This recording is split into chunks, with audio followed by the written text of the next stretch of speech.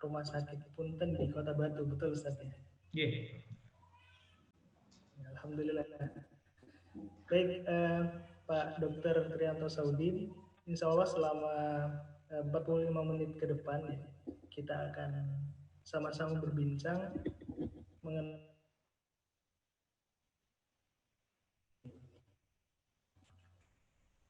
baik kalau kita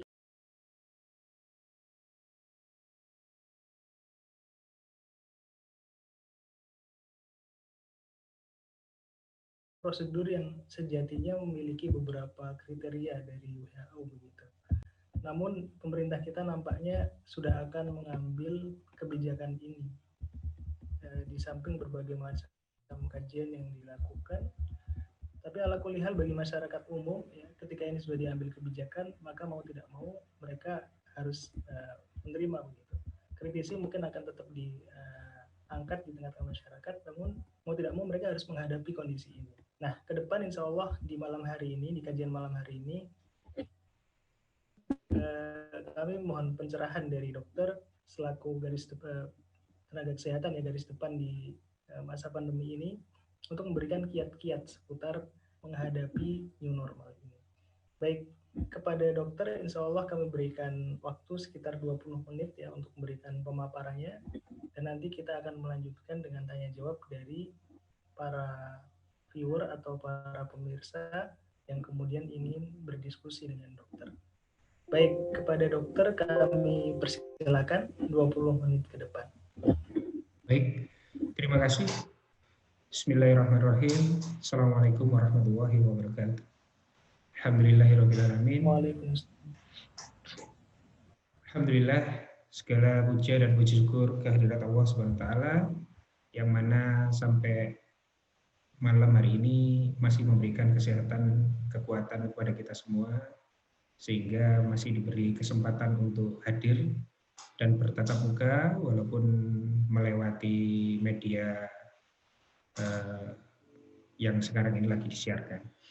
Yang kedua, salawat dan salam tidak lupa kita sampaikan pada junjungan kita Nabi besar Muhammad SAW yang telah membimbing kita, yang telah menuntun kita ke dalam jalan yang terang benderang, yaitu Islam dan iman. Alhamdulillah, terima kasih waktu yang diberikan kepada kami. Jadi menanggapi apa yang tadi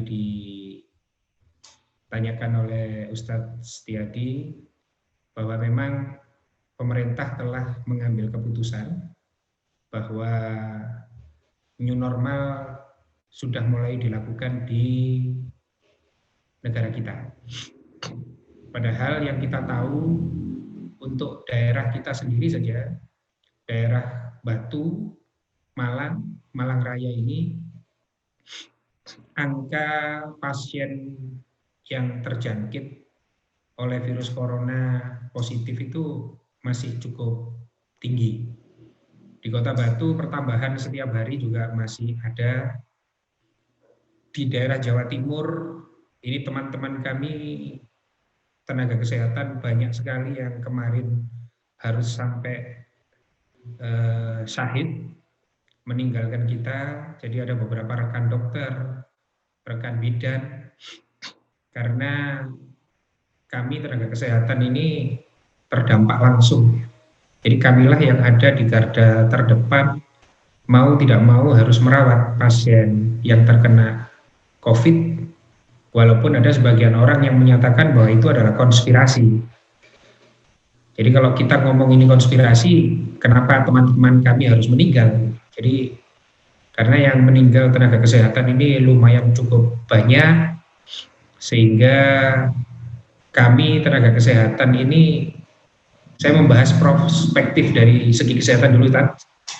Jadi kami memang sangat berat, karena begitu tenaga kesehatan di institusi kami sendiri atau institusi rumah sakit, begitu ada yang sudah mulai terpapar, di mana dilakukan pemeriksaan walaupun rapidnya saja positif, itu sudah mulai ada ketakutan, harus mulai ada dilakukan isolasi. Sehingga dengan dilakukan isolasi itu maka jumlah tenaga kesehatan yang ada di institusi itu justru akan berkurang. Ini yang menjadi masalah yang sangat memusingkan direktur-direktur rumah sakit. Karena rumah sakit harus tetap berjalan, orang yang sakit tetap harus dirawat, resiko penularan masih tetap menghantui kami, tenaga kesehatan, tapi semakin hari jumlah teman-teman kami yang melakukan tugas sehari-hari itu bisa jadi semakin berkurang, karena ada yang mulai diisolasi, ada yang harus isolasi mandiri, ada yang sudah mulai tertular. Ini sebetulnya fenomena yang sangat serius harusnya kita hadapi. Nah itu dengan kondisi yang seperti itu, dengan diberlakukannya new normal, kemarin di Kota Batu hari Minggu sudah ramenya luar biasa. Sedangkan kita tidak tahu akses dari semua daerah, baik itu daerah merah ataupun daerah hijau, berarti akses sudah bisa masuk keluar tanpa ada lagi screening dan lain sebagainya. Sehingga memang kalau masih ada orang-orang yang sakit yang belum teridentifikasi ataupun yang sakit tapi dia diam saja atau tidak tahu, ini bisa menyebabkan penularan yang semakin meluas. Makanya nanti dalam keadaan ini, dalam pandangan kami tenaga kesehatan, yang paling harus kita jaga adalah bagaimana kita melindungi diri kita. Bagaimana kita nanti bisa berpikiran sehat untuk bisa berlaku berhati-hati. Karena apa? Kita bisa melindungi diri kita dan melindungi saudara-saudara kita yang lain. Karena sekarang ini sudah mulai banyak orang yang melakukan aktivitas. Kalau aktivitas itu dilakukan, kemudian kita tidak tahu orang yang di sebelah kita, atau orang yang sakit ini tidak mau menjaga karena sakit dia tidak berhati-hati, tidak mau mengisolasi diri, ini yang jadi masalah. Penularan berarti masih tetap akan, rantai penularan tidak akan pernah terputus.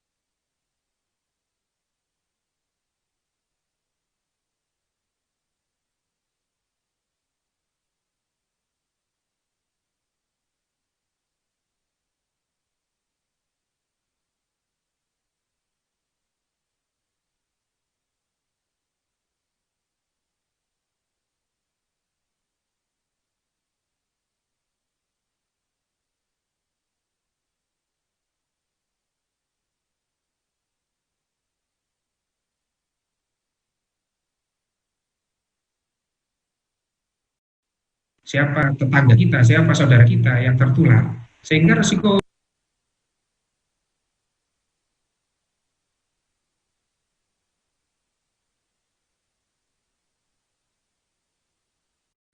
Kecamatan Bugis di Desa Gilpurno itu kemarin dalam satu hari yang positif swab itu beberapa minggu yang lalu 13 orang. Ini kan luar biasa sampai harus desanya di lockdown. Makanya eh, kita dalam menghadapi new normal ini, harapan saya, kalau saran saya, kita tetap bisa menjaga diri masing-masing. Kita tetap bisa melakukan aktivitas usaha, tapi dengan lebih cerdas. Jadi kalau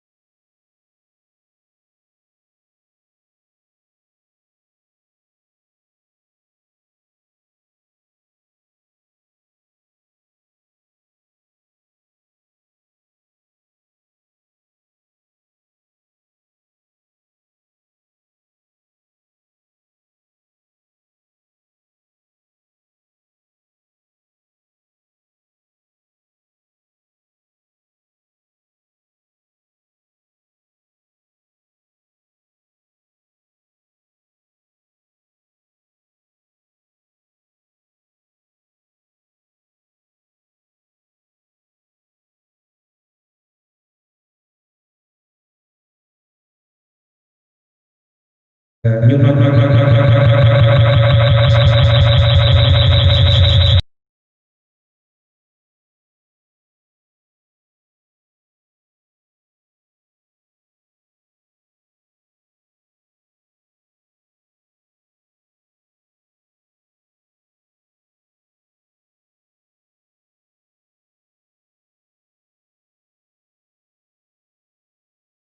Supaya apa? Supaya tetap bisa melayani masyarakat, supaya tetap tidak tertular. Jadi memang ini satu keputusan yang memang sudah diambil dan harus kita lakukan. Jadi mau tidak mau kita memang harus mulai bisa berpikir cerdas seperti yang tadi saya katakan. Bagaimana nantinya kita bisa melakukan aktivitas, bagaimana nanti usaha yang kita lakukan tetap bisa jalan, bagaimana nanti ekonomi di keluarga kita tetap bisa terpenuhi, tapi dengan tidak mengabaikan masalah kesehatan yang ada di sekitar kita. Mungkin itu bisa. Baik, terima kasih pemaparan awal dari Dr. Tri. Para pemirsa sekalian, kita sudah sedikit banyak mendapatkan gambaran begitu ya, berkaitan dengan kondisi terkini khususnya di kawasan lokal Surabaya dan juga Malang, khususnya Kota Batu, dan yang mana itu menjadi area beliau. Kita sudah paham, para pemirsa sekalian, bahwa pandemi ini masih terus berlangsung, bahkan para tenaga kesehatan juga banyak yang gugur, sementara puncak dari pandemi ini masih belum dapat diperkirakan seperti itu. Baik, Dr. Tri, ke depan ini kami akan lebih menggali lagi, Dr. Tri, berkaitan dengan kiat-kiat praktis bagaimana masyarakat itu, khususnya dari perspektif kesehatan seperti itu, bagaimana masyarakat bisa berinteraksi dengan aman seperti itu, Dr. Tri. Jadi nanti kiat-kiat yang nantinya harus kita lakukan, saya rasa tetap seperti yang sudah kita baca, sudah kita dengar bersama-sama. Cuman intensitas kedisiplinannya yang mungkin perlu kita tingkatkan, Ustaz. Jadi pada saat nanti kita keluar, memang penularan dari COVID-19 ini adalah droplet. Jadi sebetulnya baik kita sakit ataupun tidak sakit, sebetulnya disiplin kita menggunakan masker ini sudah paling tidak menyelesaikan satu masalah. Jadi kiat yang pertama, kita sehat ataupun kita tidak tahu kita sakit atau sehat, kalau menurut saya wajib menggunakan masker. Jadi kemana saja kita menggunakan masker karena risiko terjadi penularan itu akan lebih kecil. Kemudian yang kedua, kita tidak gampang untuk menyentuh barang-barang yang risiko terjadi penularan. Jadi memegang gagang pintu, kemudian nanti pada saat nanti di tempat-tempat umum, kemudian kita memegang handle, katakanlah tempat eskalator naik di plaza, itu kan ada risiko orang yang terkena penularan virus pada saat memegang, kita juga akan bisa terkontaminasi. Jadi bagaimana nanti mencuci tangan, kebersihan, mengambil wudhu setiap saat seperti yang disunahkan Nabi, itu harus kita lakukan. Jadi bagaimana kita mulai harus bisa terus menjaga kebersihan. Kemudian yang ketiga, kita juga harus bisa menjaga jarak. Karena pada saat kita melakukan bersin, ini ada radius yang nantinya bisa dicapai oleh keluarnya droplet yang kita keluarkan. Jadi minimal itu 1,5 meter itu pada saat kita kontak dengan orang, ini nanti mulai bisa kita jaga. Bagaimana kalau kita berinteraksi antara penjual dan pembeli ya? Jadi seperti saya sekarang ini lagi ada di ruang praktek saya. Di belakang komputer ini saya kasih mika, saya kasih pelapis, sehingga pasien yang ada di depan saya pada saat nanti berbicara dengan saya sudah ada penghalang. Sehingga risiko terjadinya kontaminasi akan jauh lebih sedikit. Karena memang virus COVID ini bukan airborne. Kalau airborne berarti dalam satu ruangan kita ada risiko tertular. Tapi kalau ini kan droplet, jadi insya Allah akan lebih aman. Jadi bagaimana social distancing ini nanti tetap harus kita jaga. Kalau kita sudah yakin dengan keluarga kita, kalau kita yakin keluarga kita ini tidak terkontaminasi, yakin dalam arti apa? Kita tahu keluarga kita tidak pernah keluar, keluarga kita tidak pernah kontak dengan orang lain, anak-anak kita tidak kontak dengan orang lain, berarti aman untuk kita. Jadi social distancing itu bukan berarti semuanya harus menjaga jarak, tapi kita melihat kapan nanti kita berpikir cerdasnya di sana. Mungkin kita bisa melakukan sholat tetap berjamaah seperti di tempat kami. Alhamdulillah mulai Ramadan kemarin pada saat semua masjid tidak melakukan sholat, di tempat kami tetap melakukan sholat. Karena memang masjidnya banyak kita khususkan untuk karyawan saja. Jadi ya tetap kita lakukan karena orang-orang yang sholat orangnya sudah kita ketahui. Jadi yang di rumah sakit juga tetap menjaga APD. Jadi yang sudah bekerja di kantor kita kemarin harus sama-sama terbuka siapa yang dari luar kota. Sehingga nanti masing-masing orang satu dengan yang lain bisa saling menjaga. Jadi social distancing itu kita lebih waspada terhadap orang lain. Kalau masjid itu memang katakanlah ada orang pendatang, alangkah lebih baiknya mungkin kalau kemarin saya ke Malang, kebetulan ke pernikahan salah satu karyawan. Jadi pada saat azan zuhur terdengar, karena kita ini masih ragu, jadi saya tidak sholat berjamaah dengan orang-orang yang ada di masjid, karena kita tidak tahu situasinya. Nah pada saat kita ngambil jam yang berikutnya, saya sholat dengan staf saya semuanya. Jadi artinya kita tetap melakukan ibadah sholatnya itu tetap, tapi dengan kita berhati-hati, jadi tetap melakukan sholat berjamaah, tapi tidak bersamaan dengan orang yang resikonya ada. Jadi orang masjid di mana ada pendatang yang datang, ini resikonya cukup besar. Masjid-masjid yang di pinggir jalan, ini resikonya cukup besar. Tapi tetap itu nanti bisa dilakukan dengan beberapa prosedur. Jadi mungkin pada saat masuk harus dilakukan cuci tangan, kemudian ada pengawasan dengan suhu badan dan lain sebagainya. Ini hanya dalam rangka ikhtiar kalau menurut saya. Bagaimana kita menjaga supaya pandemi ini cepat selesai. Kalau tidak disiplin, tidak akan bisa selesai. Jadi saya rasa kiat-kiatnya masih tetap sama. Kita berhati-hati terhadap orang yang tidak kita kenal. Kita tidak berhati-hati terhadap orang yang tidak kita ketahui resiko untuk terjadinya penularan. Jadi kalau kita sudah tahu dengan istri, dengan anak, ya tidak perlu ada social distancing kalau istri kita memang tidak pernah kemana-mana. Gitu. Artinya tidak semuanya dipukul rata, ini tidak boleh. Itu mungkin kiat-kiat 3 kiat yang mungkin harus kita lakukan nanti bagaimana supaya kita tidak mudah tertular. Mungkin begitu. Baik. Para pemirsa sekalian, para pemirsa PK Channel yang dirahmati oleh Allah Subhanahu wa taala, setelah kita dengarkan demikian jelas dari pemaparan dari Dr. Tri berkaitan dengan bagaimana himbauan untuk menghadapi new normal ini. Di antaranya 3 aktivitas yang kemudian perlu kita lebih ketatkan lagi kedisiplinannya, menggunakan masker, menjaga kebersihan, dan menjaga jarak. Baik, kepada para pemirsa sekalian yang menyimak dari manapun Anda berada, kami membuka sesi tanya jawab ya, sembari terus kajian ini kita langsungkan. Dipersilakan kepada para pemirsa yang dirahmati Allah untuk memberikan pendapat atau pertanyaan, komentar positif di layanan chat yang ada di bawah channel YouTube kami atau di Facebook begitu ya. Dipersilakan. Nanti insya Allah kita akan sama-sama bahas bersama Dr. Tri, mumpung bertemu dengan beliau gitu ya. Ini sedikit mengulas lagi kasus yang terjadi Dr. Tri, khususnya di Kota Batu. Ini kan beberapa waktu lalu saya membaca berita ada klaster begitu ya di Kota Batu, di pasarnya, yang mana itu menjadi salah satu klaster begitu. Nah mungkin bagi kalangan yang rawan kemudian akan menjadi penularan yang kategorinya klaster begitu, dokter. Ini kiat-kiatnya seperti apa? Gitu. Yang sering dikunjungi banyak orang seperti Jadi memang kita harus seperti yang saya katakan tadi, minimal kita mengikuti berita-berita yang ada baik di sosial media ataupun mungkin yang lagi beredar. Saya rasa sekarang sudah tidak sulit untuk menemukan berita. Jadi memang ada beberapa klaster.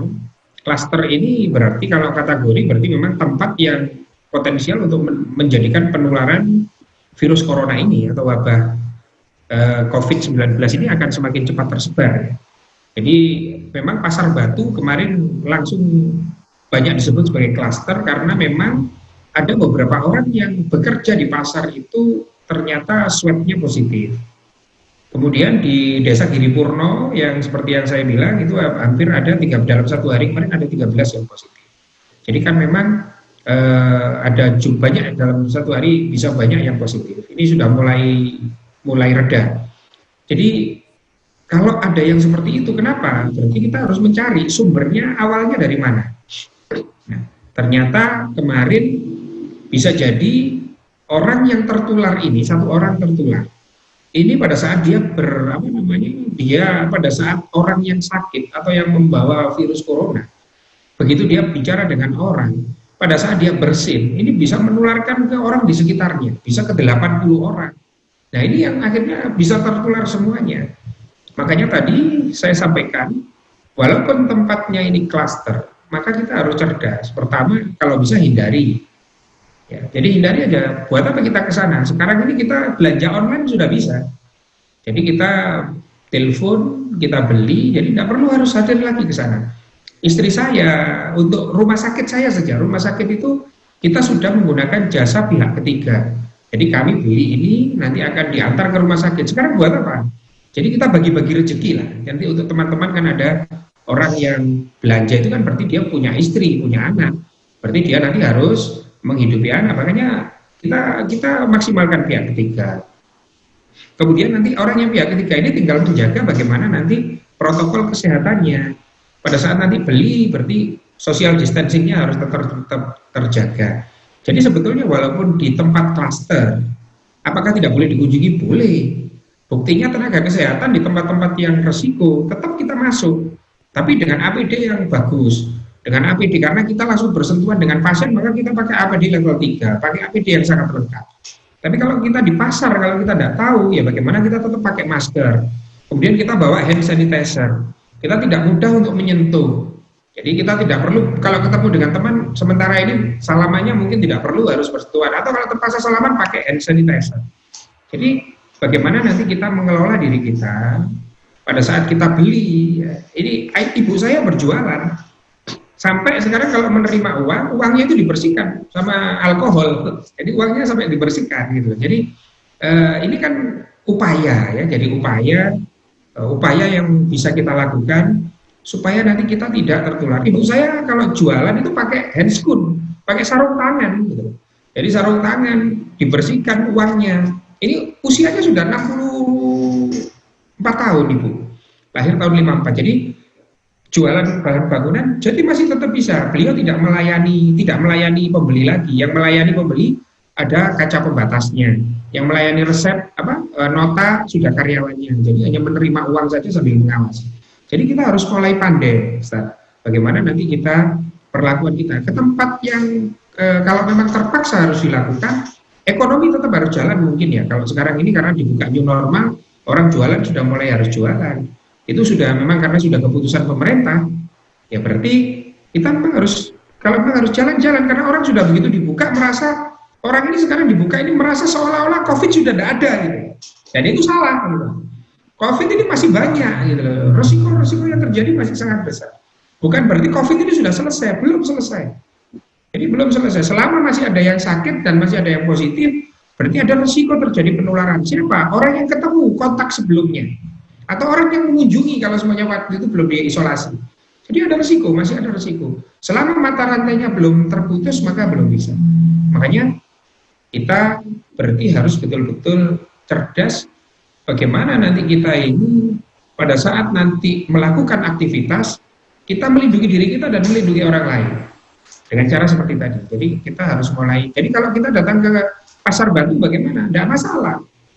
Ini kadang-kadang staf saya masih datang ke Pasar Batu, tapi datang dengan menggunakan handscoon, bawa hand sanitizer. Jadi begitu masuk ke mobil langsung disemprot. Ya, kita pegangnya harus betul-betul dibersihkan. Ya, kontaknya tidak lama, begitu datang langsung beli, langsung pulang. Jadi itu mungkin kiat-kiat yang harus kita lakukan karena mau bagaimanapun juga tidak bisa kita hindari. Jadi kalau orang yang lagi sakit, ya berarti sebetulnya yang paling benar orang yang sakit berarti dia harus bisa melindungi dirinya dan orang lain. Dengan cara apa? Isolasi diri. Harus jujur. Karena tanpa kita jujur, seperti yang dicontohkan Rasul, kita tidak disiplin, tidak jujur, maka masalah ini tidak akan bisa selesai. Baik, dokter. Jadi tadi telah diberikan pemaparan jelas para pemirsa sekalian bahwasanya tempat yang terkategori klaster pun sejatinya masih boleh dikunjungi, tentunya dengan penjagaan prosedur kesehatan yang telah ditetapkan. Baik, ini sudah ada pertanyaan masuk, dokter. Perkenankan kami bacakan terlebih dahulu. Ini ada dari Ari. Bagaimana seharusnya peran pemerintah dalam menjaga keselamatan warganya di tengah pandemi? Ini mungkin kita kaitkan dengan pandangan dokter selaku nakes, seharusnya dari sisi kesehatan ini bagaimana gitu, pemerintah menangani pandemi ini. Kita mungkin bisa abaikan itu perkawinan antara kesehatan dengan ekonomi dan sebagainya. Mungkin dari perspektif kesehatan itu seharusnya bagaimana yang di-request dari tenaga kesehatan. Baik, silakan, Dok. Ya, kalau kami dari tenaga kesehatan inginnya masalah ini selesai gitu. Jadi bukan setengah-setengah seperti ini. Jadi betul-betul harus sudah tidak ada lagi orang yang positif COVID. Kalau tidak positif COVID, maka ya banyak hal. Berarti bandara harus tidak boleh dibuka. Orang luar negeri tidak boleh masuk. Karena kan sumbernya bukan hanya dari Indonesia. Maka penyelesaiannya nanti bagaimana nanti daerah-daerah itu mulai harus sudah hijau semua. Bagaimana nanti kita mengisolasi daerah yang warnanya merah. Bagaimana orang tidak boleh keluar dari wilayah merah, tidak boleh orang masuk ke wilayah merah, seperti sunnah yang disampaikan oleh Rasulullah. Bahwa kalau ada pandemi, ada wabah, maka kita tidak boleh keluar dan orang tidak boleh masuk.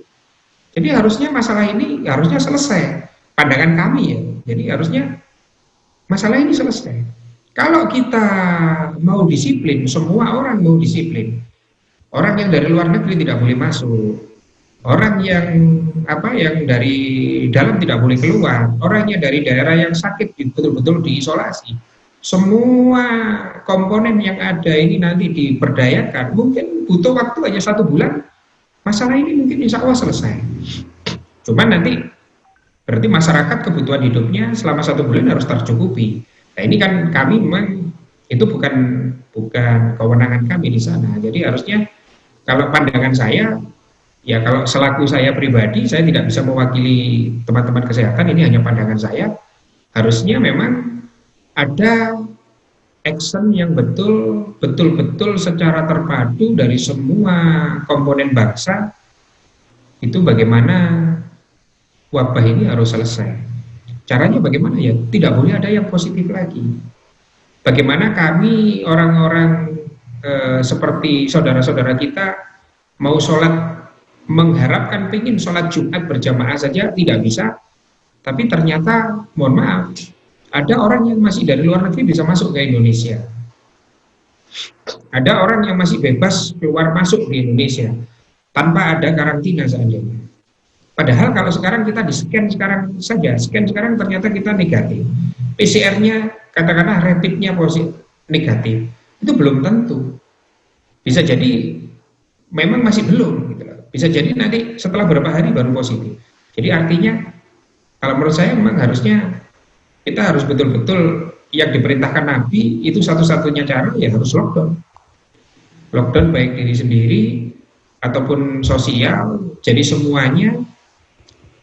semua kebutuhan masyarakat harusnya terpenuhi. Selama lockdown diambil, orang-orang memang betul-betul sudah, karena apa? Waktunya saya rasa sangat singkat. Kita sekarang sudah hampir 3 bulan, Ustaz. 3 bulan dengan penanganan seperti ini ya tidak selesai. Padahal kalau semuanya kita memang mau betul-betul ini selesai, harusnya tidak perlu waktu yang lama, tapi betul-betul harus berkoordinasi. Sekarang Jawa Barat sudah mulai menurun, grafiknya sudah luar biasa, sudah sangat menurun. Padahal DKI Jakarta luar biasa, sekarang sudah sangat menurun. Padahal dulu nomor 1. Sekarang turunnya luar biasa. Karena apa? Kecepatan yang diambil pemerintah bagus. Jadi memang tenaga kesehatan, biaya yang dikeluarkan untuk tenaga kesehatan dinaikkan semuanya. Jadi kebutuhan untuk rapid, untuk pengobatan betul-betul memang diperhatikan. Jadi memang harusnya kebutuhannya orang-orang yang tidak mampu juga dipenuhi. Jadi memang harusnya seperti itu. Jadi memang kalau saya pribadi harusnya dibuka kebijakan bukan setengah-setengah seperti ini. Jadi kita anggap new normal. Kalau saya maunya harusnya normal gitu. Saya praktek intinya tidak perlu lagi pakai APD. Saya praktek harusnya seperti dulu lagi, bisa ketemu dengan orang, bisa ngobrol enak. Saya bisa meriksa dengan tidak menggunakan pakai jarak yang jauh. Teman-teman sekarang harus pakai stetoskop yang agak panjang untuk memeriksa. Itu kan bukan normal, bukan kehidupan yang kita harapkan. Saya rasa begitu. Baik, Dr. Tri, insya Allah para pemirsa sekalian, laporan yang teramat gamblang. Jadi jawaban atas pertanyaan Saudara Ari ini, bagaimana seharusnya pemerintah menangani pandemi ini dalam pandangan beliau selaku tenaga kesehatan, harusnya tidak setengah-setengah begitu. Aspek kesehatan itu menjadi hal yang nomor satu, sehingga lockdown sesuai anjuran Nabi itu dilakukan, kebutuhan-kebutuhan masyarakat semuanya terjamin, kebutuhan asasinya paling tidak ya. Kemudian pengobatan itu betul-betul diperhatikan. Baik, dokter, barangkali kita sudah sampai di penghujung acara seperti itu.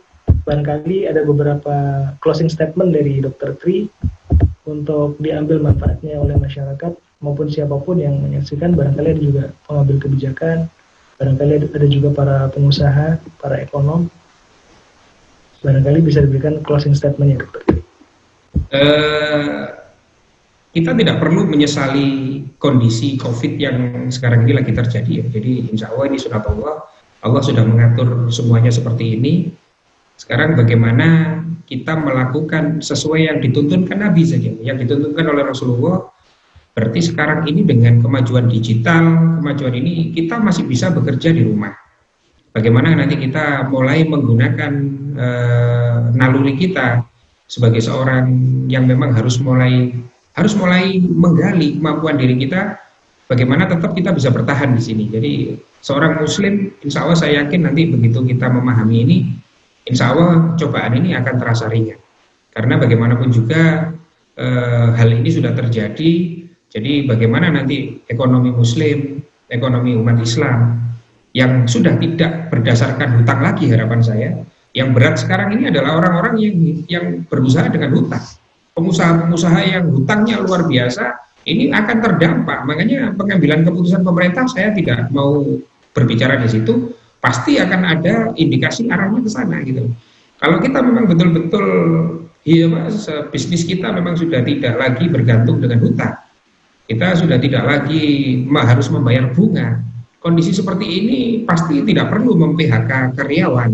Kita tidak perlu lagi harus merumahkan orang. Justru kondisi seperti ini, karyawan kita harus kita lindungi. Alhamdulillah kondisi seperti sekarang rumah sakit kami justru merekrut orang-orang baru karena kunjungan di rumah sakit kami justru meningkat. Bukan kunjungan COVID, tapi kunjungan pasien-pasien yang bukan teridentifikasi COVID. Jadi jangan, kalau menurut saya ini jangan dianggap bahwa suatu musibah yang harus kita sesali, karena memang Allah sudah menakdirkan seperti ini. Bagaimana kita melakukan sunatullah, apa yang sudah dicontohkan Rasul. Saya melakukan lockdown, saya hampir 2 bulan tidak pernah, hampir 3 bulan tidak pernah keluar. Tapi tidak keluarnya saya harus produktif. Bagaimana nanti rumah sakit kami tetap harus eksis, bagaimana kunjungannya harus meningkat. Dan alhamdulillah Allah memudahkan sehingga kunjungan kami justru naik. Bor kami kemarin hampir terbaik di Jawa Timur. Jadi makanya